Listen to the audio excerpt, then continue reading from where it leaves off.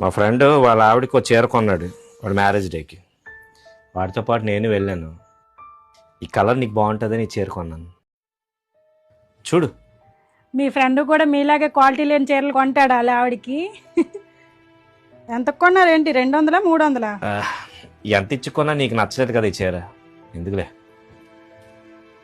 ఏదైనా కొన్నామంటే మన స్థాయిలో కాదు, మన స్థాయి పెంచేలా కొనాలి. అప్పుడే బయట అంటూ మనకు ఒక వాల్యూ ఉంటుంది.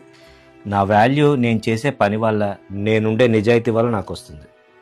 ఇక స్థాయి అంటావా, నాకున్న దానిలోనే ఉంటాను, కొంటాను. అందుకే అందరూ ఎదుగుతున్నా మనం ఇంతలోనే ఉన్నాం. ఒక కుటుంబం ఎదగాలంటే భార్యాభర్తల మధ్య మాటలైనా మనసైనా ఏకాభిప్రాయంతో ఉండాలి. అది మన ఇద్దరికీ కూడా లేదు. ఎక్కడికి? ఈ చీర కొనేటప్పుడే మా ఫ్రెండ్ అడిగాడు, ఒరే ఈ చీర మా ఆవిడికి బాగుంటుందిరా అని. కానీ నేను మా ఆవిడకే బాగుంటుందిరా అని తీసుకొచ్చాను. ఎలాగా నీకు నచ్చలేదు కదా, మా ఆవిడికి కలర్ కన్నా క్వాలిటీ ముఖ్యంరా, అన్నయ్య ఇచ్చాడని చెప్పి మీ ఆవిడకి ఇచ్చేదే చీరని చెప్తాను. సర్దుకుపోయే తత్వం ఇద్దరిలోని లేనప్పుడు ఏది చేసినా అపార్థమే అవుతుంది.